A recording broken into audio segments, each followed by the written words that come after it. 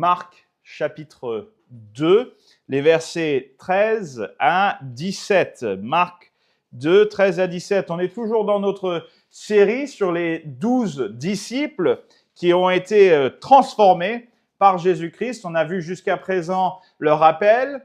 On a vu le premier qui était Simon-Pierre, son frère André. On a ensuite vu Jean. Et puis la semaine dernière, on a vu Jacques. Aujourd'hui, on va en voir deux en même temps, Matthieu et Simon.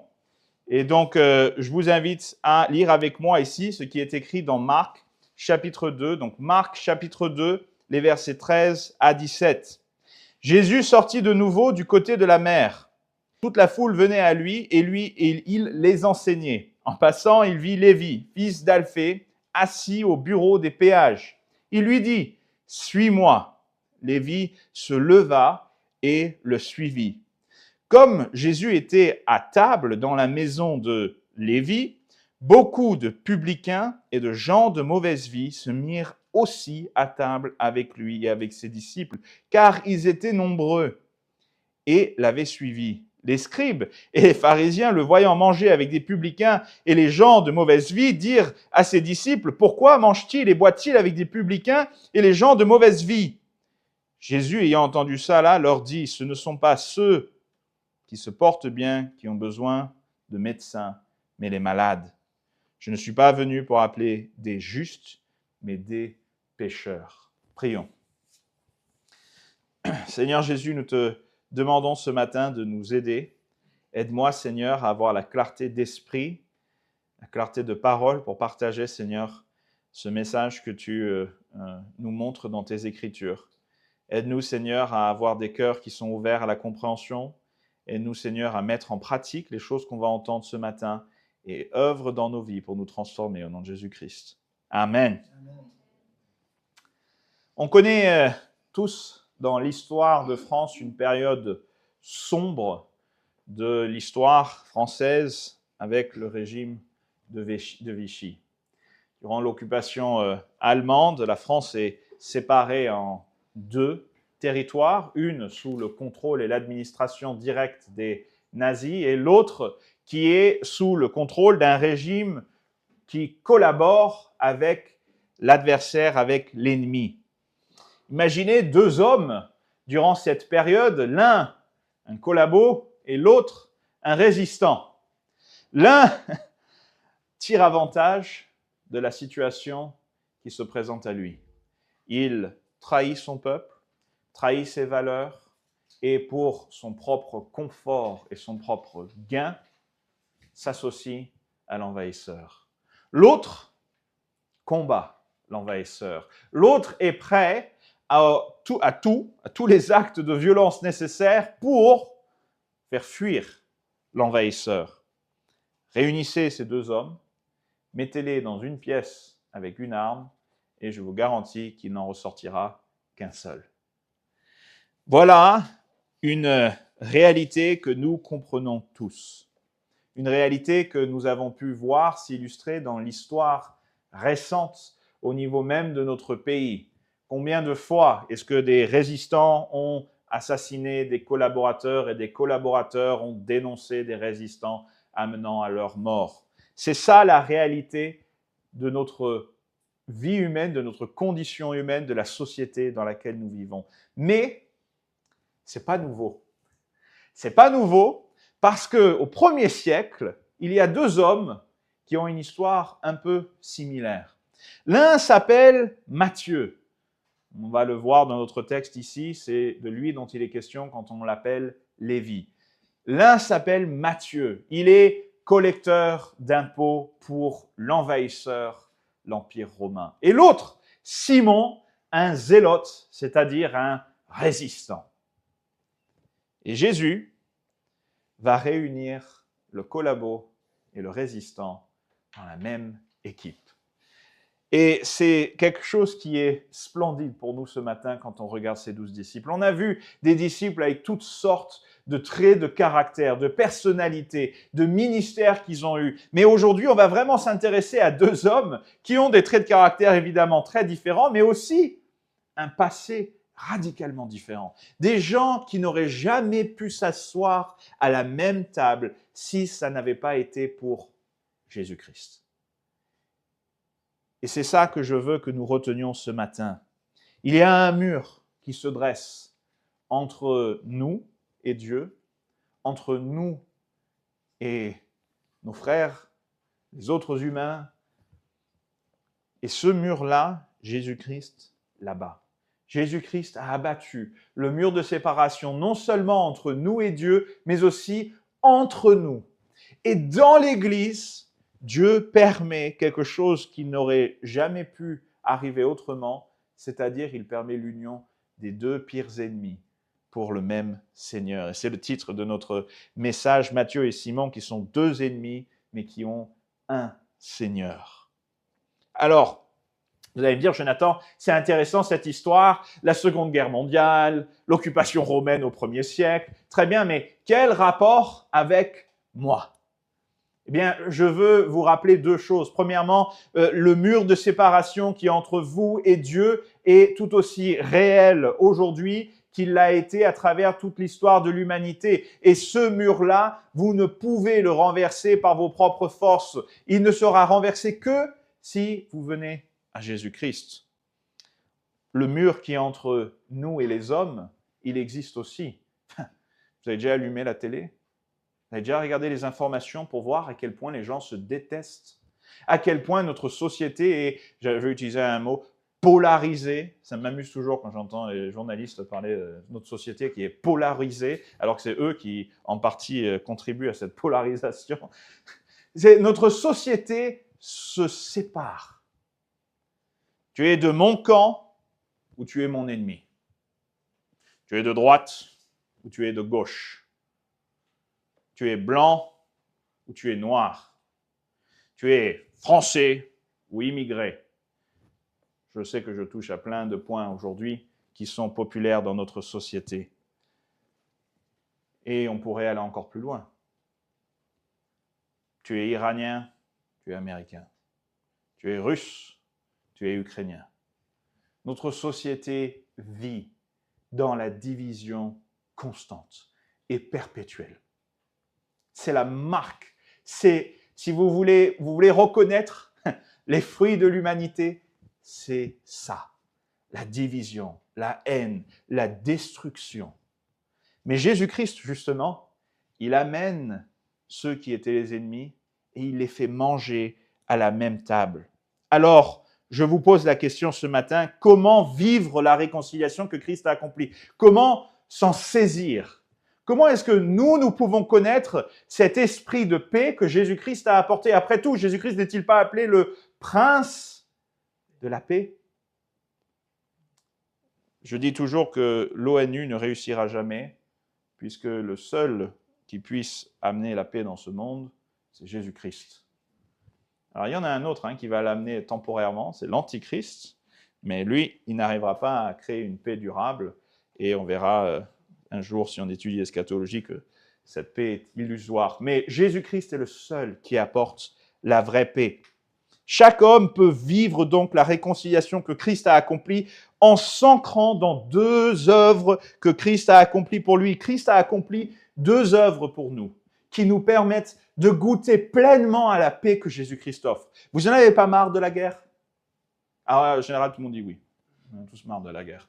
Personne n'est pro-guerre. En général, vous demandez aux gens, est-ce que vous aimez bien la guerre? Personne ne va vous dire oui. Et pourtant, la guerre, nous la vivons tous les jours. Nous la vivons avec cette personne qui nous a mal parlé, que nous détestons dans notre cœur, cette personne qui nous a maltraités, qui nous a blessés, qui nous a offensés, et nous continuons de vivre dans la haine et dans la division.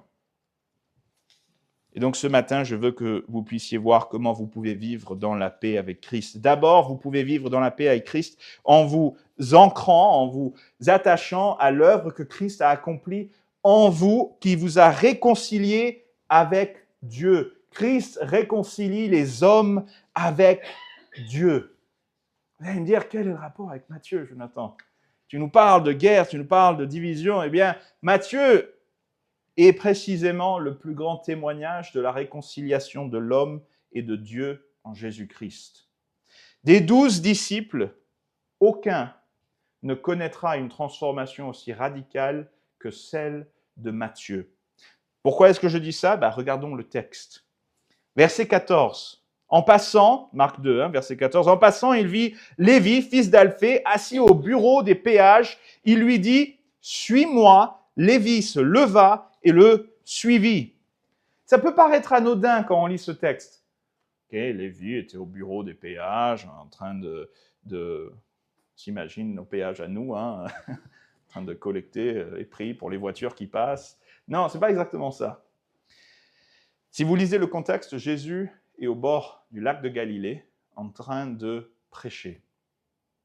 Et en remontant vers la ville, Capernaum, il croise sur son passage un homme qui est à un bureau de péage. Ça veut dire quoi? Ça veut dire que les navires qui venaient, qui remontaient la rivière du Jourdain, le fleuve du Jourdain, qui arrivaient dans ce lac et qui venaient faire du commerce, ou les pêcheurs qui revenaient avec les poissons qu'ils avaient attrapés, ces gens-là, ainsi que tous les commerçants qui traversaient cette route par Capernaum, devaient s'arrêter et payer une taxe qui était payée à l'Empire romain.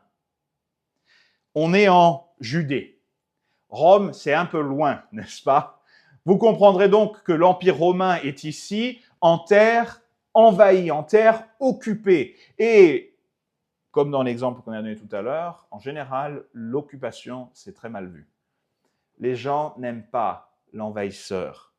Et notre ami Matthieu travaille précisément pour cet envahisseur.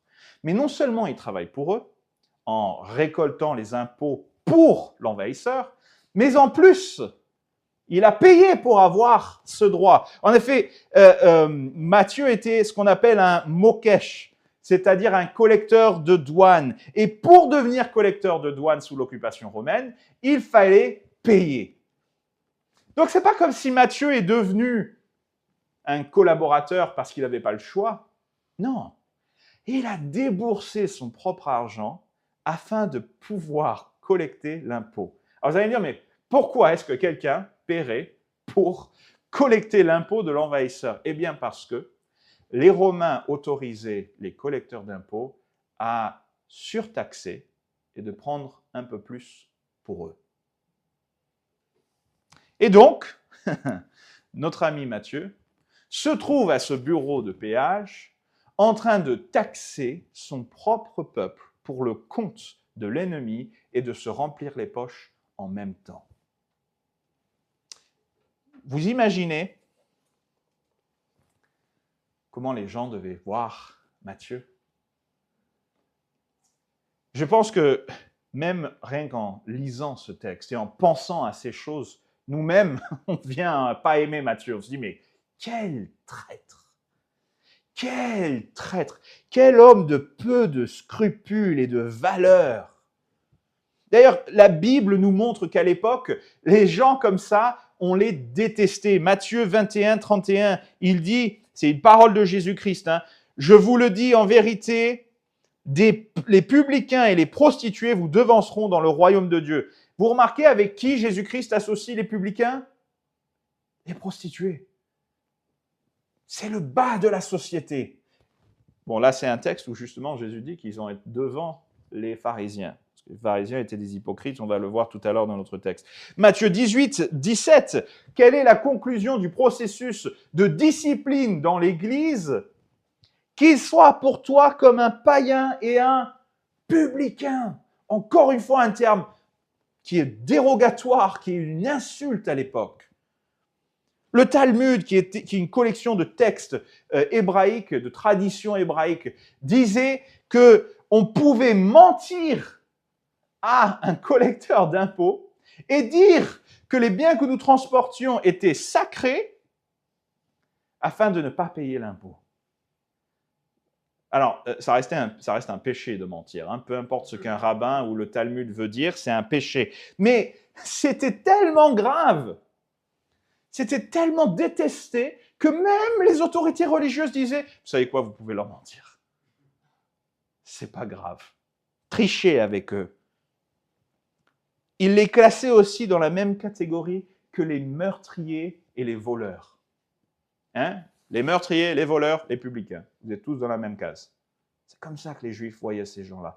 Et non seulement ils pouvaient leur mentir, mais en plus, les rabbins disaient qu'un publicain ne pouvait quasiment pas être racheté. C'est-à-dire qu'il y avait très peu de possibilités pour quelqu'un qui avait trahi sa nation, qui était devenu un publicain, de se repentir. Pour eux, c'était tellement grave, tu es en dehors, tu ne peux pas revenir de ça.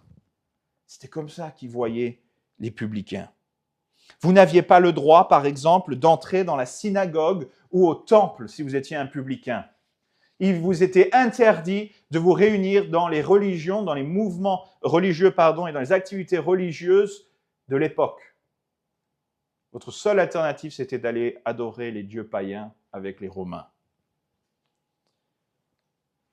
Vous voulez un exemple de cela? Jésus lui-même, dans une parabole, dans une histoire qu'il donne dans Luc 18, 13, dit ceci.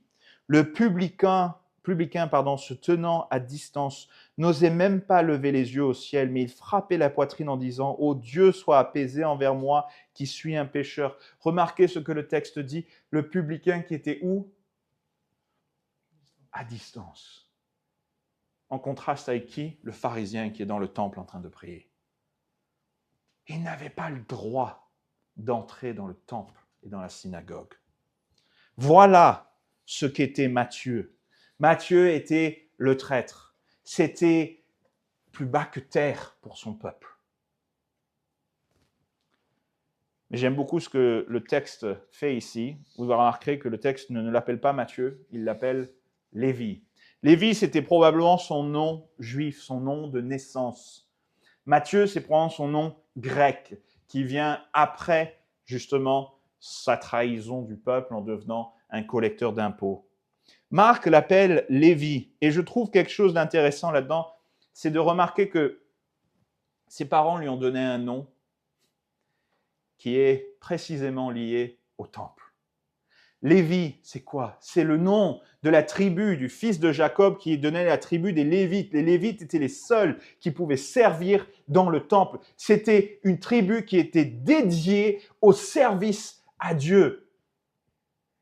Matthieu, de son vrai nom, Lévi, était destiné à servir Dieu. Ses parents avaient, par leur choix de nom, indiqué qu'ils voulaient voir leur fils servir Dieu.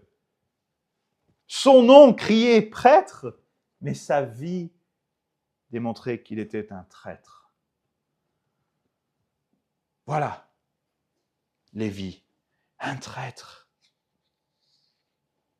C'est intéressant parce que Matthieu ne s'appelle pas Lévi quand il raconte cette histoire.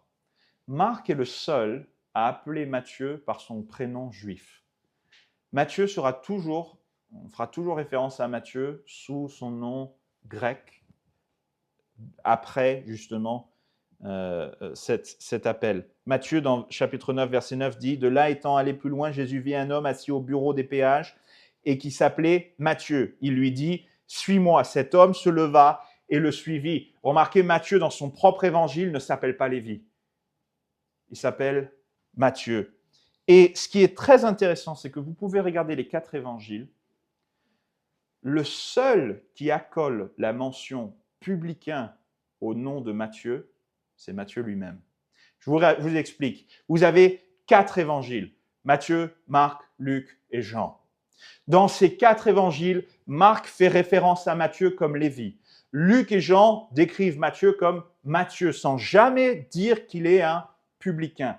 Le seul qui va accoler à son nom une mention qui est honteuse, comprenez, quand c'est publicain, c'est collabo, d'accord? Marc l'appelle Lévi. Jean et Luc ne disent pas Matthieu le collabo, ils disent juste Matthieu. Mais celui qui va dire Matthieu le collabo, Matthieu le publicain, c'est dans l'évangile de Matthieu. C'est Matthieu précisément qui parle de lui-même en disant « Moi, je suis Matthieu le collabo. Moi, je suis Matthieu le traître, Matthieu le publicain. » Matthieu voulait que le monde sache qui il était avant Jésus-Christ. Il y a une forme de pudeur dans les évangiles de Marc, Luc et Jean. On ne veut pas parler nécessairement du passé de Matthieu. Matthieu, il n'a pas de pudeur. Vous voulez savoir qui moi je suis? Je suis Matthieu, celui qui a trahi son peuple. Je suis Matthieu, celui qui détestait Dieu. Par mes œuvres, j'ai montré ma rébellion à Dieu. Je suis Matthieu, celui que le monde rejetait. Je suis Matthieu le collabo. Pourquoi est-ce que Matthieu fait ça? Parce que je pense que Matthieu a conscience de la grâce que Dieu lui a faite. Matthieu voulait jamais oublier d'où Jésus l'avait tiré. Et Matthieu voulait que le monde sache, Jésus m'a pris alors que j'étais un publicain, alors que j'étais un homme de la pire espèce. Et ce qui est remarquable, c'est que Jésus-Christ l'appelle ce jour-là, il passe à côté de ce bureau de change et verset 15, il lui dit « Suis-moi ». Cet homme se leva et le suivit. Il y a plusieurs choses que je trouve remarquables dans cet appel. Premièrement, Christ appelle Matthieu alors qu'il est en plein exercice de sa trahison. Christ appelle Matthieu alors que ses mains sont encore dans la boue. Christ appelle Matthieu alors qu'il a le stylo sur son registre en train de noter les taxes. Christ appelle Matthieu alors qu'il est en train d'escroquer et mentir aux gens. C'est un témoignage de ce que Christ fait pour nous tous. Christ vous appelle toujours de là où vous êtes dans votre péché.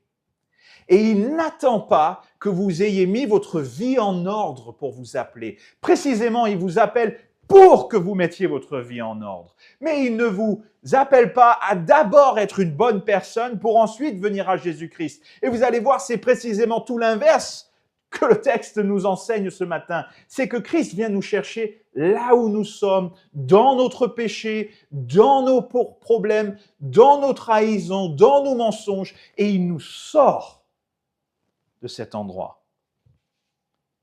Et c'est ça, ce qui est magnifique avec cet appel avec Matthieu. C'est que Jésus est allé le voir au lieu du crime, sur la scène même du crime, et il lui a dit, lève-toi et suis-moi. Et je vous pose la question. Peut-être ce matin, vous n'avez pas mis votre foi en Jésus-Christ. Qu'est-ce que vous attendez?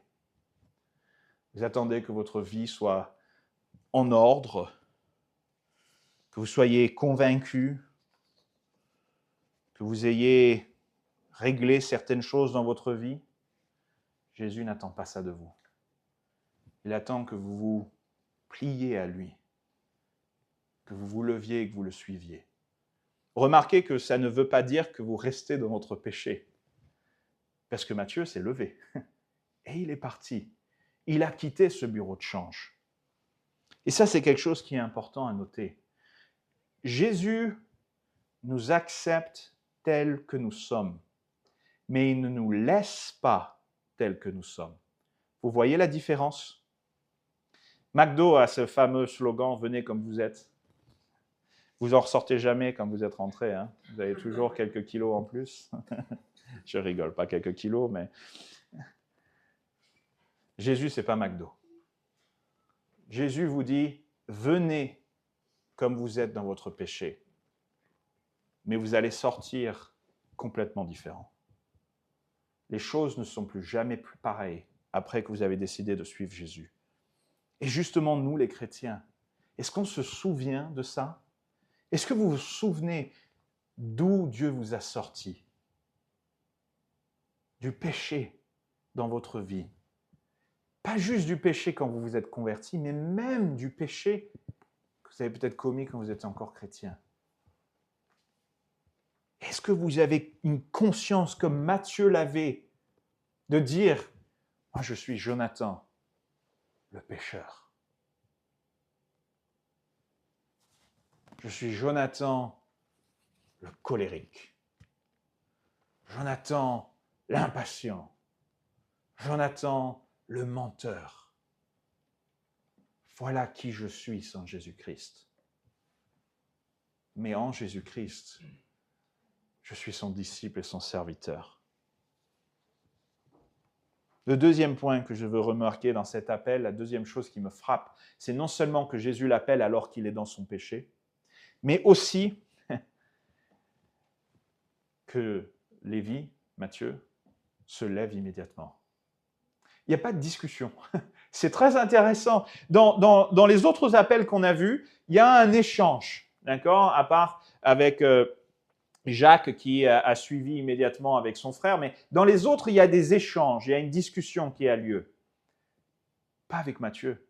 Jésus vient, il regarde Matthieu et il dit « Lève-toi et suis-moi ». Et Matthieu dit « Ok ». Il se lève et il le suit. Vous savez, Matthieu était collecteur ici d'impôts près de la ville de Capernaum, donc la ville même où Jésus-Christ a commencé une grande partie de son ministère. C'était là un des centres de son ministère. Et je crois que Matthieu entendait les paroles de Jésus-Christ. Et je crois qu'au fond de lui, il avait espoir. Il entendait Jésus parler de grâce. Il entendait Jésus parler de pardon. Il entendait Jésus parler de rédemption. Et je suis sûr qu'au fond de lui, il se disait, « Ne parle pas de moi.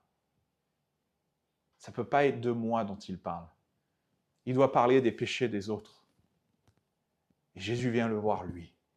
Et il lui dit, « Matthieu, c'est de toi que je parle. » Et Matthieu se lève. Et c'est quelque chose qui me touche parce que je pense que Matthieu, au fond de lui, il n'espérait que ça.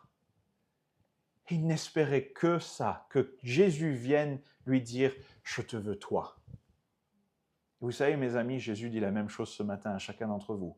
« Je te veux toi. C'est toi que je veux. »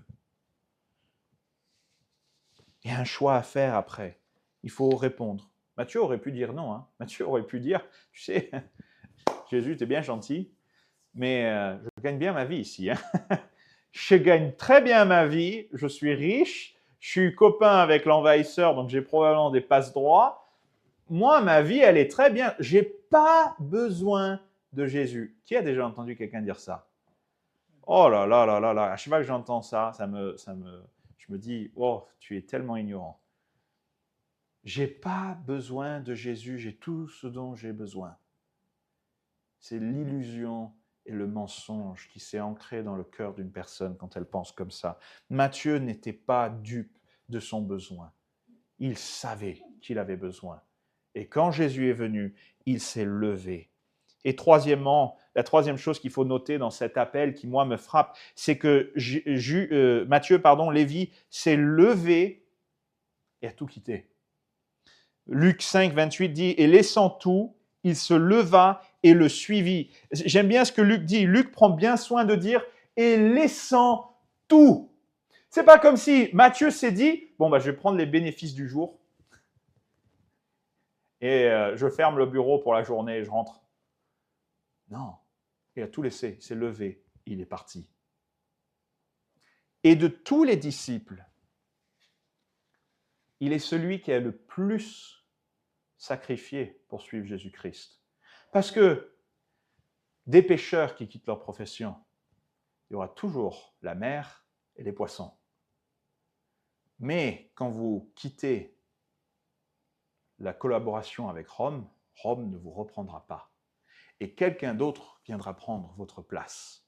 Matthieu s'est dit, l'argent de ce monde, les privilèges que j'ai ne valent pas de passer à côté de Jésus-Christ. Jésus-Christ vaut plus que toutes ces choses. Et il était prêt à tout sacrifier. Il n'y avait pas de retour possible pour Matthieu. Il n'y avait qu'un sens de marche, c'était en avant avec Jésus-Christ. Il y a une histoire qui est très connue, celle du conquistador Hernán Cortés en 1519, qui, avec quelques centaines d'hommes, décida de débarquer sur les côtes du Mexique. Face à lui, une armée de plusieurs milliers d'hommes leur faisait face. Cortés décida de faire détruire les bateaux, de faire échouer les navires et de les détruire afin que ces soldats n'aient qu'un seul sens de marche, vers l'avant. pas de repli possible, pas de navires vers lesquels fuir. Il fallait détruire les navires derrière afin d'avancer directement dans le combat. Et mes amis, c'est pareil avec le chrétien. Jésus ne vous demande pas de l'ajouter à votre vie. Jésus, ce n'est pas un à côté, ce n'est pas quelque chose qu'on vient mettre en supplément dans sa vie. Jésus-Christ vous dit, détruisez les navires. Pas de marche arrière possible. Pas de retour en arrière. En avant seulement. Et Matthieu, ça, il l'a compris. Il l'a compris et il l'a accompli dans son appel, justement, de disciple. Et c'est magnifique parce que Jésus a complètement transformé Matthieu, n'est-ce pas? Il y a quelque chose qui m'a frappé cette semaine en réfléchissant. Vous savez, Matthieu, quel était son outil de prédilection quand il était à cette table de change? Un stylo. Pas un stylo, une plume probablement. Je ne crois pas qu'ils avaient encore le stylo à billes. Mais une plume. Avec cette plume, il écrivait sur ses registres les impôts prélevés et l'argent qu'il gagnait. Matthieu est celui qui écrit le premier des 4 évangiles. Dieu a transformé cette plume qui était utilisée pour la trahison, il en a fait une plume pour sa gloire. Et pas seulement ça. Matthieu étant un publicain, il n'avait pas accès aux synagogues, il n'avait pas accès au temple, comme je vous ai dit tout à l'heure. Vous savez quel est, ironiquement, le thème ou le point qui traverse tout l'évangile de Matthieu? C'est que l'évangile de Matthieu fait le portrait de Jésus-Christ comme le roi qui accomplit les prophéties de l'Ancien Testament.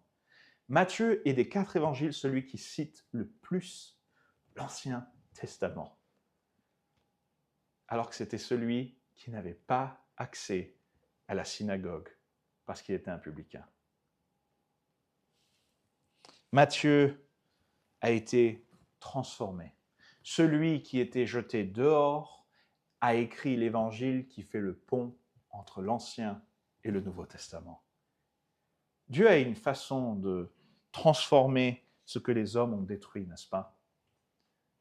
Ce que les hommes détruisent, ce que l'humanité arrive à pervertir et à tordre, Jésus arrive à retourner la situation et à en faire un outil pour sa gloire. La rédemption de Matthieu, elle est splendide, pas seulement sur le long terme, mais immédiatement aussi. Parce que regardez ce que le texte dit, verset 15. Comme Jésus était à table dans la maison de Lévi, beaucoup de publicains et de gens de mauvaise vie se mirent aussi à table avec lui et avec ses disciples, car ils étaient nombreux et l'avaient suivi. Attendez, qu'est-ce qui s'est passé entre verset 14 et verset 15? Verset 14, Jésus, passant, il vit Lévi, fils d'Alphée, assis au bureau des péages, et il lui dit, « Suis-moi ». Lévi se leva et le suivit. Et puis, verset 15, on se retrouve chez Lévi. Qu'est-ce qui s'est passé entre-temps? Visiblement, Matthieu s'est dit, la première chose que je vais faire, c'est je vais faire une grande fête. Une grande fête pour que les gens rencontrent Jésus chez moi. Mais pas n'importe qui. Je veux que les gens qui viennent rencontrer Jésus, ce soient ceux que personne ne voudrait inviter chez eux. C'est-à-dire les gens de mauvaise vie et les publicains. Les gens de mauvaise vie, c'est parfois une terminologie qui est utilisée pour les prostituées, entre autres. Matthieu dit, la première chose que je vais faire, ça va être amener les gens à Jésus-Christ. Je vais faire un banquet chez moi pour que les gens les plus perdus de cette société puissent rencontrer Jésus. Il n'a même pas passé une journée avec Jésus. C'est ça qui me frappe. Il n'a même pas passé une journée. Jésus lui a dit, lève-toi, abandonne tout ce que tu as. Et Matthieu dit, oui, on va faire un banquet. On va célébrer la mise à mort de mon ancienne vie. Et tous les gens qui ont vu mon ancienne vie, tous les gens avec lesquels j'ai péché, tous ces gens qui me connaissent, ils vont venir à cette fête, à ce banquet, et ils vont te rencontrer toi. Voilà. ce que Matthieu fait. Luc 5 le dit comme ça, Lévi lui donna un grand festin dans sa maison. Je pense que Matthieu avait pas mal d'argent du fait de son accumulation de richesses par sa trahison. Et il a dit, je vais racheter d'une certaine façon ces gains illégitimes pour les faire utiliser pour le royaume de Dieu. Alors je vais vous poser une question. Et vous? Je trouve qu'on a une société aujourd'hui, j'en parlais cette semaine et je réfléchissais, où on n'invite plus jamais personne chez soi.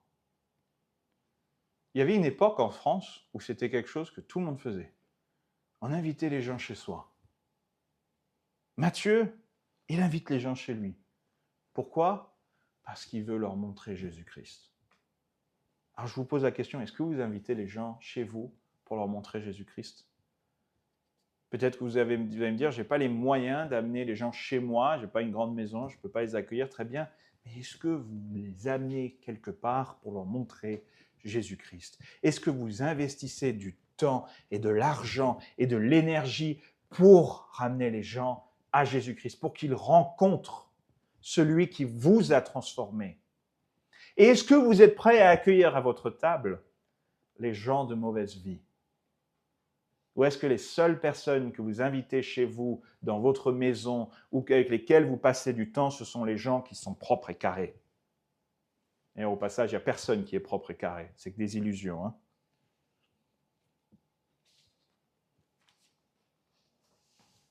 L'œuvre que Jésus-Christ a accomplie en Matthieu, c'est qu'il a racheté Matthieu. Il a brisé le mur de séparation entre Matthieu et son Dieu. Et Matthieu, il n'en avait plus rien à faire du reste. Tout ce qu'il voulait, c'était Jésus. Et il était prêt à tout mettre en jeu pour Jésus, tout risquer. Et il voulait que tout le monde connaisse Jésus-Christ. C'est intéressant parce que cette réaction, cette réponse de Matthieu, elle va causer une réaction chez un autre groupe. Cette fois-ci, ce n'est pas les gens de mauvaise vie, ce n'est pas les publicains, non. Cette fois-ci, ce sont les pharisiens. Qu'est-ce que les pharisiens et les scribes disent? Verset 17. Les scribes et les pharisiens, le voyant manger avec les publicains et les gens de mauvaise vie, dirent à ses disciples, « Pourquoi mange-t-il et boit-il avec les publicains et les gens de mauvaise vie ?» On va en reparler tout à l'heure dans le deuxième point, mais ces gens étaient scandalisés à l'idée que Jésus puisse passer du temps avec des pécheurs. La réponse de Jésus est simple. Ce ne sont pas ceux qui se portent bien qui ont besoin de médecins, mais les malades. Je ne suis pas venu pour appeler des justes, mais des pécheurs. Matthieu et tous ses amis, les gens de mauvaise vie, les publicains, ils avaient tous une chose en commun. Ils savaient qu'ils étaient des pécheurs. Et Jésus-Christ se compare ici à un médecin. Vous savez, il y a différentes maladies qui circulent dans notre monde, si vous voulez. Il y en a qui sont assez rapidement décelables parce qu'ils ont des symptômes bien particuliers. Et normalement, votre corps, par ces symptômes, est en train de vous indiquer qu'il y a un problème avec votre santé. Et vous allez aller voir un médecin qui, lui, va vous donner une prescription pour vous aider justement à vous remettre ou guérir ou traiter la maladie en question. Mais il y a des maladies qui sont bien plus vicieuses parce qu'elles ne se manifestent pas. Et elles restent cachées. Qui va chez le médecin? Celui qui sait qu'il est malade. Qui ne va pas chez le médecin? Celui qui se pense bien portant. Je ne prends pas de rendez-vous médical par plaisir. Je prends des rendez-vous médicaux quand j'en ai besoin. Eh bien, c'est pareil avec Dieu. Sauf que tout le monde est malade. Il ne faut pas comprendre ici que Jésus-Christ est en train de dire aux pharisiens et aux scribes, « Vous n'êtes pas malade, je ne suis pas venu pour vous. » Non. La parole de Dieu est très claire, on le verra tout à l'heure, que tous sont des pécheurs et que tous sont privés de la gloire de Dieu. Il n'y a pas un seul juste. Tout le monde est malade et tout le monde est en chemin droit vers l'enfer. C'est ça la mauvaise nouvelle que j'ai à vous annoncer ce matin. Personne n'est bien portant. Et Jésus-Christ dit, j'ai le remède. C'est moi qui apporte le remède. Et ce remède, c'est lui-même. C'est lui-même qui donne sa vie pour nous les pécheurs. C'est lui-même qui soigne et qui sauve les malades. Mais les pharisiens ne viennent pas voir le médecin parce qu'ils ne se pensent pas malades. Est-ce que vous pensez bien portant ce matin? Si vous avez mis votre foi en Jésus-Christ, je vous rassure, vous êtes bien portant. Jésus-Christ vous a sauvé si vous avez mis votre foi en Jésus-Christ. Mais peut-être ce matin, vous n'avez pas mis votre foi en Jésus-Christ. Sachez que vous êtes malade et qu'il y a un médecin. Mais la deuxième question que je vous pose, nous en tant que chrétiens, est-ce qu'on a cette même attitude que les pharisiens? Vous savez, des fois, dans le monde chrétien, on va dire, tu ne devrais pas traîner avec ces gens-là. Hein. Ce n'est pas une très bonne image pour toi. Hein? Ou tu ne devrais pas être dans ces endroits-là, avec ces gens-là. Ça donne l'apparence du mal. Hein. Ce verset-là, on l'entend souvent. L'apparence du mal, il est sorti dans beaucoup de contextes. Et il y a des contextes où il s'applique, on est bien d'accord. Mais à chaque fois, j'ai l'impression que dans le christianisme, on est prêt à mettre des gens de côté, les marginaliser, parce que ça ne fait pas bien d'être vu avec ces gens-là. Sachez que ça, c'est précisément ce que Jésus-Christ est venu combattre. Si vous avez des pensées comme ça, je vous invite à les revoir, parce que Jésus-Christ lui-même n'a pas pensé comme cela. Si Jésus-Christ a pu s'asseoir dans la maison d'un collabo, entouré de prostituées et de collaborateurs, qui sommes-nous pour dire aux gens qui sont perdus dans ce monde qu'on ne veut rien avoir avec eux? Je ne crois pas, non. Les pharisiens ne viennent pas voir le médecin parce qu'ils pensent qu'ils sont bien portants. Ils sont dupés par leurs péchés. La question ce matin, ça n'est donc pas de savoir si vous êtes malade. Vous êtes malade. La question, c'est de savoir si vous allez aller voir le médecin. Est-ce que vous allez aller voir le médecin? Est-ce que vous êtes comme Matthieu? Est-ce que vous êtes de ceux qui sont profondément marqués par la grâce de Dieu? Moi, à chaque fois que je pense à Matthieu, et surtout cette semaine, en réfléchissant, je me suis dit, Matthieu devait être quelqu'un qui avait des émotions très fortes. Il devait souvent pleurer en pensant à tout le mal qu'il a commis. Mais il devait aussi souvent se réjouir et pleurer de joie devant l'amour de Jésus-Christ qui l'a pardonné de tant de péchés. Je pense que des 12, aucun ne comprenait le message de Jésus-Christ sur la grâce mieux que Matthieu, parce qu'il en était le plus, c'est-à-dire conscient de son propre pardon qui lui avait été donné. La grâce de Dieu est-elle devenue quelque chose de banal pour vous? Est-ce que vous continuez à être émerveillé que Jésus-Christ vous ait aimé, vous, dans votre péché?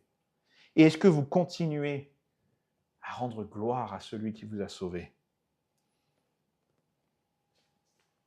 Mais, et on arrive à notre deuxième point, non seulement Jésus-Christ réconcilie l'homme avec Dieu, mais réconcilie aussi l'homme avec son frère. Vous n'aurez jamais de réconciliation dans ce monde s'il n'y a pas de réconciliation d'abord avec Dieu en Jésus-Christ. C'est pour ça que moi, les gens, quand ils me demandent mon opinion sur la politique, je leur dis toujours une chose, il n'y a aucun politicien qui fera le travail comme Jésus le fait. D'accord? Votez ce que vous voulez, ça ne m'intéresse pas. Ce qui m'intéresse, c'est si vous suivez Jésus-Christ. C'est ça qui compte. Et je n'ai rien à faire des guerres. Je suis attristé de voir la mort, évidemment, mais ne me demandez pas mon opinion sur les guerres qui ont lieu dans le monde aujourd'hui, parce que pour moi, c'est toujours la même chose. Ce sont des hommes pécheurs qui s'attaquent entre eux. Et le seul qui pourra apporter la vraie paix, ça n'est pas Donald Trump, ça n'est pas Emmanuel Macron, ça n'est pas Netanyahou, ça n'est personne d'autre que Jésus-Christ. Et pas Poutine non plus, au passage. Il n'y a que Jésus-Christ qui apporte la paix. Donc ça ne sert à rien. Tout le reste, rien à faire. Ça ne m'intéresse pas. C'est du vent, c'est des efforts d'hommes qui n'arriveront jamais à instituer la paix sans Jésus-Christ. Alors vous me demandez comment faire pour que notre société aille mieux? Amener des âmes à Jésus. Amener les gens à Jésus-Christ. Alors dans ce groupe, par contre, on a vu la réunion entre le mur qui est brisé entre Dieu et les hommes, mais il y a un deuxième mur qui est brisé, c'est celui entre les hommes eux-mêmes. Et on va regarder ce matin un deuxième disciple qui est Simon le Zélote. Simon le Zélote. Juste 2 secondes. Imaginez Matthieu, un collaborateur, un homme qui a passé des années à trahir son peuple. Il rentre dans le groupe des disciples de Jésus-Christ et qui est-ce qu'il voit? Simon le Zélote. Je pense que la première fois qu'il a compris qui était Simon, son sang a dû se glacer. Parce que Simon, c'est tout l'inverse de Matthieu. Simon, c'est l'homme qui aurait bien volontiers dégainé son épée pour exécuter Lévi sur le champ. C'est ça, Simon. Simon le Zélote, c'est Luc 6, 15 qui nous donne son nom ici dans la liste qu'il donne des disciples. Matthieu, Thomas, Jacques, fils d'Alphée et Simon, appelé le Zélote. Et ça nous amène à notre deuxième point. Christ réconcilie l'homme à son frère. La seconde œuvre qui nous permet de vivre pleinement la paix que Jésus-Christ donne, la réconciliation, c'est pas seulement la réconciliation entre l'homme et Dieu, mais c'est aussi la réconciliation que Dieu opère parmi les hommes. Comprenez bien, sans la réconciliation avec Dieu, il n'y a pas de réconciliation avec les hommes. Vous auriez pu réunir Matthieu et Simon dans la même pièce avec les meilleurs négociateurs, les meilleurs psychologues que vous voulez du monde, ils ne se seraient pas aimés. Il n'y a que Jésus-Christ qui pouvait transformer d'abord leur cœur vis-à-vis de Dieu pour qu'ensuite ils soient transformés l'un envers l'autre. Et je veux qu'on s'intéresse justement à ce Simon. Simon le Zélote, c'est qui? Mais ce mot Zélote, c'est très intéressant. Il désigne un groupe de nationalistes religieux qui n'avaient qu'une conviction, ou pas qu'une seule, mais une grande conviction, qui était celle que Israël n'a pas d'autre roi légitime que Dieu. Et que donc, César et ses armées sont des prétendants illégitimes au trône et qu'ils doivent être repoussés. C'est les irrésistibles Gaulois. Ils n'ont pas de potion magique, eux, mais ce sont des hommes et des femmes qui sont opposés à Rome. Payer l'impôt à Rome n'était pour eux pas une simple formalité administrative qu'ils n'aimaient pas, c'était une trahison. Pour eux, si vous payez l'impôt à Rome, vous êtes en train de collaborer. Vous vous rendez compte, ils sont tellement opposés que pour eux, même payer l'impôt, c'est trahir son peuple. Voilà les hommes que sont les Zélotes. Ils n'ont pas de souci à exécuter, à assassiner les Romains et les collaborateurs. Je vous donne un exemple que la Bible nous donne de ces Zélotes. Acte 5, 37. Après lui parut Judas, le Galiléen, à l'époque du recensement. Et il attira du monde à son parti. Il périt aussi, et tous ceux qui l'avaient suivi furent dispersés. Ici, c'est Gamaliel, un des chefs religieux, qui devant le Sanhédrin, c'est-à-dire devant la plus haute cour d'Israël, est en train de leur dire, ce Jésus n'est peut-être qu'un autre leader excentrique, comme on en a eu dans le passé, notamment avec cet homme, Judas, le Galiléen. Et qu'est-ce que Judas, le Galiléen, a fait? Judas s'est levé au moment du recensement. Pourquoi est-ce qu'il s'est levé au moment du recensement? Parce que les recensements sous l'Empire romain, ce n'était pas une histoire de savoir combien d'enfants doivent recevoir l'allocation familiale. Non. C'était pour les impôts. On faisait un recensement afin de savoir combien de têtes on pouvait imposer. Voilà le recensement. Et Judas le Galiléen, en bon zélote qu'il était, certainement pas. Et il a saisi cette opportunité pour mener une rébellion qui a fini avec la mort d'une grande partie de ceux qui le suivaient. L'histoire d'Israël est marquée par un grand nombre de rébellions. Si vous regardiez juste quelques décennies avant Jésus-Christ, vous aviez la rébellion des Maccabées, qui était encore un autre mouvement zélote qui s'est rebellé contre Rome. Les zélotes, c'était des gens qui se battaient contre l'envahisseur. Ils avaient des assassins qu'on appelait les sicarii, qui portaient une dague et qui se mêlaient dans les foules pour venir et pour poignarder les officiels romains et les collaborateurs dans les foules. Voilà qui est Simon. Et Jésus décide de réunir Matthieu et Simon. C'est ça qui m'amuse. Je peux seulement imaginer la tête de Matthieu quand il a vu Simon, et la tête de Simon quand il a vu Jésus-Christ aller dire à un homme qui est en train de collecter des impôts, « Lève-toi et suis-moi ». Simon a dû se dire, c'est intéressant parce qu'on n'a pas de récit autour de l'appel de Simon, on dit juste qu'il est là. On ne sait pas comment il a été appelé. Mais je peux juste l'imaginer en train de suivre Jésus après sa prédication et de voir le bureau de péage au loin et avoir toute cette haine dans son cœur, son feu dans son cœur qui est en train de se dire « Tu vas voir, toi, Jésus va prendre le contrôle, il va repousser l'envahisseur romain, il va te punir, tu vas voir !» Je suis sûr qu'il est en train de se dire ça dans sa tête. C'est ce que je m'imagine. Le texte ne nous le dit pas, mais je m'imagine ça. Et Jésus s'arrête à cet endroit-là et regarde Matthieu et lui dit « Lève-toi, suis-moi ». Et j'imagine Simon, quand il a dû voir Jésus s'arrêter devant le bureau, en train de se dire « Tiens, tu vas voir, Jésus il va te dire tes 4 vérités ». Et Jésus lui dit « Lève-toi et suis-moi ». Comment Simon a dû se sentir complètement perdu. Mais qu'est-ce qu'il fait? Je l'imagine, le texte ne nous le dit pas, mais en tout cas, Jésus-Christ réunit un collaborateur et un résistant dans la même équipe. Et ça, c'est ce que je trouve qui est magnifique. Dieu a un certain sens de l'humour, des fois. Je trouve qu'il a une forme pour travailler dans nos faiblesses. Parfois, il nous met exactement tout l'opposé de ce qu'on voudrait avoir, précisément parce qu'il veut nous faire grandir. Et Matthieu et Simon avaient tous les deux besoin, l'un de l'autre, pour apprendre à grandir avec Jésus-Christ. Et il y a un groupe qui représente très bien les pensées de Simon. Ce groupe, c'est les pharisiens. On a lu tout à l'heure leur réaction quand Jésus-Christ prend ce repas avec ses publicains. Matthieu, tout excité, invite tous ses amis, lance un banquet en l'honneur de Jésus-Christ.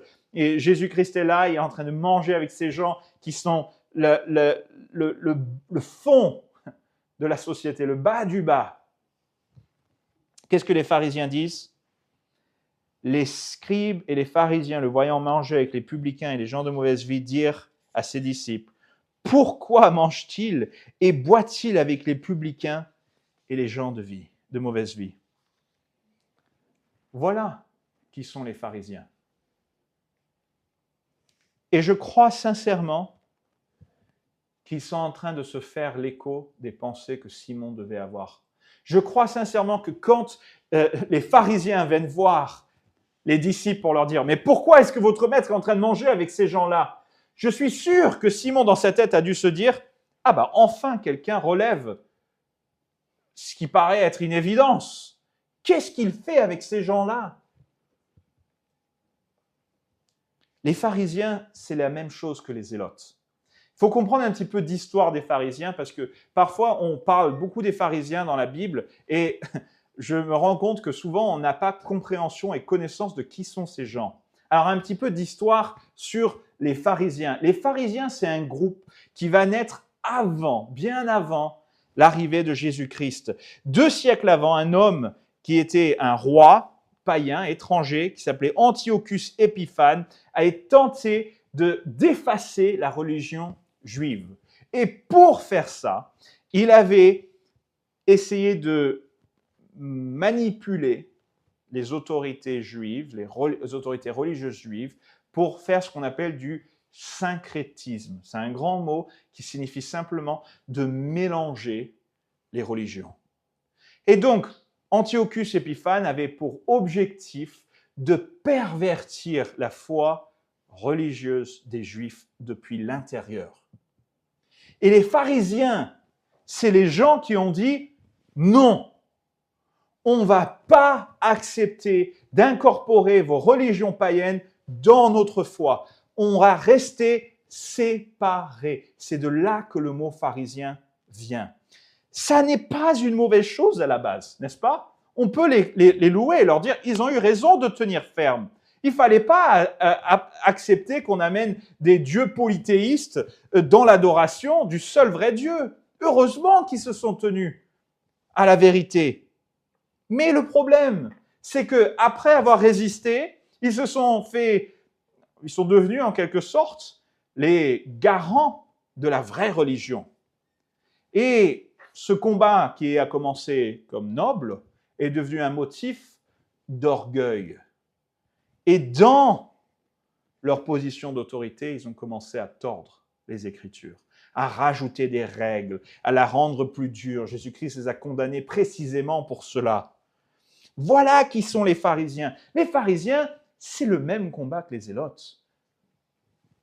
Dehors, avec l'envahisseur. Pas seulement avec ses taxes, ses rois et ses épées, mais aussi avec sa religion. Et les pharisiens sont ceux qui, grâce aux papiers et aux règles, se séparent de l'envahisseur. Ils ne sont pas bien différents des zélotes qui, eux, utilisaient une épée pour se séparer de l'envahisseur. Les deux font la même chose. On ne se mêle pas avec l'étranger. Alors, quand les pharisiens demandent pourquoi est-ce qu'ils mangent avec les publicains, je vous garantis que Simon, dans sa tête, était en train de se dire « Bonne question. Pourquoi est-ce qu'il est avec eux ?» Ils ont un même problème, Simon et ses pharisiens. Ce même problème, c'est l'orgueil. C'est l'orgueil. Écoutez ce que Jésus disait des pharisiens dans Luc 18, 9 à 14. Et je choisis ce texte précisément parce qu'il met le contraste entre les pharisiens et qui? Les publicains. Ceux-là même avec qui il est en train de manger quand il lui pose cette question. Voilà ce que le texte dit. Il dit encore cette parabole en vue de certaines personnes se persuadant qu'elles étaient justes. Alors stop. Jésus va leur raconter une histoire pour leur dire quoi? Vous vous persuadez que vous êtes juste. Vous voulez croire que vous êtes encore bon. Mais vous n'êtes pas bon. Et laissez-moi vous dire pourquoi vous n'êtes pas bon. Voilà ce qu'il leur dit. 2 hommes montèrent au temple pour prier. L'un était pharisien et l'autre publicain. Le pharisien, debout, priait ainsi en lui-même. Ô Dieu, je te rends grâce de ce que je ne suis pas comme le reste des hommes qui sont ravisseurs, injustes, adultères, ou même comme ce publicain. Je jeûne 2 fois par semaine, je donne la dîme de tous mes revenus. Voilà le pharisien. Moi, regarde-moi, je ne suis pas comme eux, moi, eux. Voyez, c'est ça, quelqu'un qui se pense juste. Le publicain, lui, se tenant à distance, n'osait même pas lever les yeux au ciel, mais il se frappait la poitrine en disant « Ô Dieu, sois apaisé envers moi qui suis un pécheur. » Jésus dit, je vous le dis, celui-ci descendit dans sa maison justifié plutôt que l'autre, car quiconque s'élève sera abaissé, et celui qui s'abaisse sera élevé. Vous savez, mes amis, Ce genre d'attitude-là n'a pas disparu avec les pharisiens. Il existe encore chez les chrétiens, où on aime bien dire « moi, je fais ceci, je fais cela, et je ne fais pas ça ». On veut s'enorgueillir de nos œuvres. Puis-je vous rappeler que la Bible dit que vos œuvres, ce sont les fruits de votre salut, et votre salut, c'est la grâce de Dieu. Donc, vos fruits sont aussi une grâce. Vous n'avez pas plus de mérite par vos fruits en Jésus-Christ que quand vous faisiez des bonnes œuvres par accident. D'accord? C'est pareil. Vous n'avez aucun mérite, que ce soit dans votre salut ou dans vos œuvres. Tout est une grâce. Et je reviens à notre texte. Ces gens-là avaient une attitude hautaine. Ils se croyaient justes. Ils s'élevaient par leurs œuvres. Et vous, est-ce que vous êtes comme ça? Je vais vous dire quelque chose. Parfois, ça m'est arrivé d'entendre des chrétiens qui disent « Oh là là là là, vous avez vu ces gens-là? Dieu merci, on n'est pas comme ça. » Alors, c'est jamais dit exactement de cette façon-là, mais c'est sous-tendu. Vous savez, je pense que les chrétiens, parfois, sont petits bras. On est très content de où on est et de qui on est, et on ne cherche pas la perfection. Quand j'étais jeune, je crois que c'est mon père qui m'a dit ça, je ne sais plus exactement où je l'ai entendu, mais ça m'a marqué. Voilà une petite citation que je vous donne à méditer. Tu peux être le meilleur parmi les mauvais ou le plus mauvais parmi les meilleurs. Et très souvent, les chrétiens ont cette attitude d'être le meilleur parmi les mauvais. On dit, il y en a plein qui sont en dessous de moi. Il y en a plein qui sont pires que moi. Mais Dieu, il n'en a rien à faire de qui est pire de vous. Il vous regarde, vous. Écoutez ce que l'apôtre Paul dit de ce genre d'attitude, 2 Corinthiens 2, 10 à 12. En se mesurant à leur propre mesure et en se comparant à eux-mêmes, ils manquent d'intelligence. Vous êtes des idiots quand vous commencez à vous comparer avec les pécheurs. Quand vous commencez à vous comparer avec les gens autour de vous. Ça n'est pas aux hommes qu'on se compare. C'est au standard de Dieu.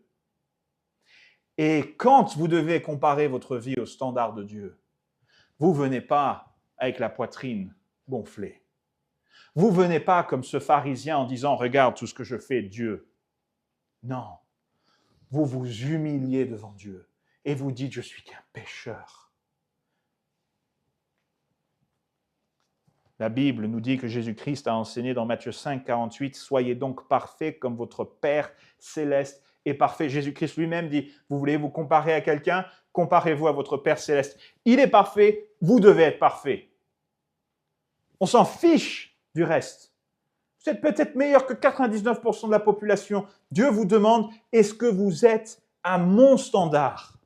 La réponse sera toujours non. Romains 3, 23 dit clairement, sur la base de cet étalon, tous ont péché et sont privés de la gloire de Dieu. Ces pharisiens étaient des hommes orgueilleux parce qu'ils se comparaient aux autres hommes. Et s'ils s'étaient comparés à Dieu, ils se seraient humiliés. Luc 17, 15, Jésus-Christ dit, vous cherchez à paraître juste devant les hommes, mais Dieu connaît vos cœurs, car ce qui est élevé parmi les hommes est une abomination devant Dieu. D'accord? Pour Dieu, il voit vos pensées, il voit vos cœurs, il voit les choses que les autres ne voient pas. Vous pouvez être la super personne devant tout le monde, mais Dieu, lui, il sait. Il sait. Et il dit, est-ce que tu es à mon niveau? Et la réponse est toujours non. Le mur, le vrai mur qui séparait Matthieu et Simon, ça n'était pas la politique, ça n'était pas la trahison, ça n'était pas le sang et l'épée, ce n'était pas les taxes et la plume, c'était l'orgueil. C'est ça la séparation. La parole de Dieu nous dit que là où il y a conflit, il y a de l'orgueil, c'est dans les Proverbes. Dès lors qu'il y a un conflit, il y a de l'orgueil. Et Jésus-Christ nous a appelés à être humbles. C'est pour ça que lorsque Jésus-Christ dit en réponse aux pharisiens qu'il est venu, non pas pour appeler les justes, mais pour appeler les pécheurs, il est en train de renvoyer les pharisiens devant leur hypocrisie. Il est en train de leur dire, moi je suis venu appeler les pécheurs.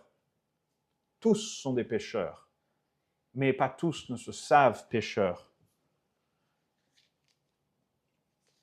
Écoutez ce que l'apôtre Paul dit ici dans Philippiens 3, 4 à 8, parlant de ses œuvres avant son salut. Moi aussi, cependant, j'aurais sujet de mettre ma confiance en la chair. Si quelqu'un croit pouvoir se confier en la chair, je le puis bien davantage. Moi, circoncis le 8e jour de la race d'Israël, de la tribu de Benjamin, hébreu, né des Hébreux. Quant à la loi, pharisien. Ah, tiens, un de ces fameux pharisiens. Quant aux zèles, ah, encore un zélote. Quant aux zèles persécuteurs de l'Église, irréprochables à l'égard de la justice de la loi. Mais ces choses qui étaient pour moi des gains, je les ai regardées comme une perte à cause de Christ. Et même, je regarde toutes choses comme une perte à cause de l'excellence de la connaissance de Jésus-Christ, mon Seigneur, pour lequel j'ai renoncé à tout. Et je les regarde comme de la boue, afin de gagner Christ. Paul était un de ces hommes qui aurait posé la question à Jésus, à ses disciples, pourquoi est-ce que votre maître mange avec ces gens-là? Mais Paul, quand il a connu Jésus-Christ, a dit toutes ces choses dont j'étais fier. Tout ce qui faisait mon orgueil, je le compte désormais comme de la boue. Et le mot en grec pour ce mot boue ici peut aussi vouloir dire des excréments. Paul dit, mes bonnes œuvres, les choses qui faisaient ma gloire, c'est du caca devant Jésus. Vous comprenez ce que je veux dire? Comment est-ce que Jésus-Christ a uni ces hommes? Il les a unis parce que tous les deux ont compris une chose. Matthieu a compris qu'il avait besoin de rédemption. Et Simon a compris qu'il était malade. Malade d'une maladie qui s'appelle l'orgueil. Le péché de l'orgueil. Et Jésus-Christ a réuni ces deux hommes, non pas parce qu'il a réussi à les convaincre sur un terrain d'entente politique, non pas parce qu'il a réussi à les payer pour qu'ils s'aiment entre eux, non pas parce qu'il a réussi à adoucir leur cœur avec du temps, non. Parce qu'il leur a montré à tous les deux qu'ils avaient un point commun. Ils sont pécheurs devant Dieu.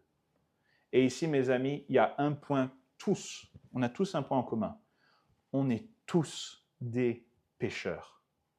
On est tous malades. Et une église, vous savez ce que c'est? C'est un hôpital rempli de personnes malades. Mais des personnes qui ont trouvé le vrai docteur, n'est-ce pas? Ce n'est pas moi le docteur. Vous n'êtes pas les docteurs les uns des autres. C'est Jésus-Christ qui est votre docteur. Et il vous sauve. Éphésiens 2, 14 à 18. Écoutez ce que Paul écrira justement de la division qu'il y avait entre les Juifs et les païens. « Car il est notre paix, lui qui des deux n'en a fait qu'un, et qui a renversé le mur de séparation, l'inimitié, ayant anéanti par sa chair la loi des ordonnances et des prescriptions, afin de créer en lui-même avec les deux un seul homme nouveau, en établissant la paix, et de les réconcilier avec Dieu, tous deux en un seul corps, par la croix, en détruisant par elle l'inimitié. Vous avez compris ce qu'il vient de dire? Il vient de dire qu'il a réussi à réconcilier avec lui-même ces gens de différents peuples, juifs et païens. Et il les a réunis précisément parce qu'il les a réconciliés en lui. La seule union qu'il y a dans l'Église, c'est le fait que nous sommes nous-mêmes unis au même Père. Vous n'êtes pas unis les uns aux autres parce que vous vous aimez bien. Vous êtes unis les uns aux autres parce que vous avez le même Père. Alors je vous pose quelques questions ce matin avant d'arriver à la conclusion. Juste, est-ce que vous avez donné votre vie à Jésus-Christ? Et est-ce que vous vous comparez aux autres, si vous êtes chrétien, est-ce que vous vous comparez aux autres pour vous rassurer? en train de dire, moi, je ne suis pas comme ça. Moi, je fais ceci. Sachez que vous êtes un pharisien quand vous faites ça. Vous êtes précisément le pharisien que Jésus a condamné dans Luc 18. Donc arrêtez de justifier votre péché. Reconnaissez-le devant Dieu. Est-ce que vous vous comparez à Dieu? Pas dans le sens de vous glorifier, mais justement, en regardant la perfection divine, est-ce que vous êtes capable de voir votre propre imperfection? Quelle personne refusez-vous d'avoir à votre table? Quelles sont les barrières que vous érigez, que Jésus-Christ a renversées? Souvenez-vous de ces deux hommes, ce collaborateur et ce résistant en 1943. Réunissez-les dans une même pièce avec une arme. L'un d'entre eux ne ressort pas vivant. Et pourtant, Jésus a fait exactement ça. Il a réuni les deux dans une seule pièce. Et les deux en sont ressortis morts. Vous n'attendez pas à ce que je dise ça, n'est-ce pas? Les deux en sont ressortis morts parce que les deux sont morts en Jésus-Christ. Et ils en sont de nouveau, ils ont retrouvé la vie, la résurrection en Jésus-Christ par son œuvre. Christ réconcilie d'abord les hommes avec Dieu. Et parce qu'il a réconcilié les hommes avec Dieu, il peut les réconcilier entre eux. C'est là le point de ce message. Si vous ne retenez rien d'autre, c'est ça. Christ vous a réconcilié avec Dieu, et donc vous devez être réconcilié avec les hommes. Voilà les quelques questions que je vais vous poser pour finir ce message ce matin. 1. Quel est votre bureau de péage? Quelle est cette honte que vous croyez trop lourde pour que Christ la prenne? Cette honte que vous pensez est trop grande qui pousserait Christ à marcher, à passer devant. 2. La grâce est-elle devenue banale à vos yeux? Ou vous fait-elle encore pleurer de reconnaissance? 3. Vous voyez-vous bien portant ou savez-vous que vous êtes malade et que vous avez besoin du médecin? 4. Vous mesurez-vous à votre voisin ou à la perfection du Père Céleste? 5. Y a-t-il dans votre cœur un zèle qui se croit saint, mais qui méprise les hommes? 6. L'orgueil dans votre cœur vous pousse-t-il à rejeter les autres? 7. Rebâtissez-vous de vos propres mains un mur que le sang de Christ a démoli? 8. L'Église est une compilation de personnes que la grâce a touchées, pas une compilation de personnes saintes et parfaites. Est-ce que vous vous rappelez que l'Église, c'est d'abord un hôpital rempli de malades qui viennent tous voir le même docteur, que donc vous avez la patience les uns pour les autres? 8. Qui sont vos publicains? Ceux de votre ancienne vie, que vous seuls pouvez amener à cette table avec Jésus. 9. Attendez-vous d'avoir réponse à tout pour parler de Jésus, ou comme Matthieu, parlez-vous de lui dès aujourd'hui, sans attendre d'avoir passé un jour de plus avec lui? Et enfin, la dernière question la plus importante. Si Christ a fait place à un collabo et un résistant, quelle raison gardez-vous de croire qu'il n'en a pas une pour vous? Prions. Seigneur Jésus, nous te rendons grâce, nous te bénissons, parce que tu nous rachètes de là où nous sommes. Tu es parti chercher Matthieu dans sa trahison et tu as récupéré Simon dans sa violence. Et tu as uni ces deux hommes pour ton œuvre. Et Seigneur, nous te rendons grâce parce que tu as réuni pas seulement 2 hommes, mais 12 hommes. 12 hommes pour ton œuvre, avec des destins différents, des personnalités différentes, des passés différents. Et Seigneur, nous y voyons une image parfaite de ton Église. Toi qui réunis ici des gens de tous horizons, des gens de nationalités différentes, de passés différents, de différents âges et de personnalités différentes. Et Seigneur, nous te rendons grâce parce que tu peux utiliser chacun d'entre nous avec nos qualités, Seigneur, et tu peux racheter nos défauts pour ta gloire. Nous te bénissons et nous te rendons grâce et nous te demandons précisément ce matin de faire cette œuvre en nous, de nous transformer et de nous changer. Au nom de Jésus-Christ. Amen.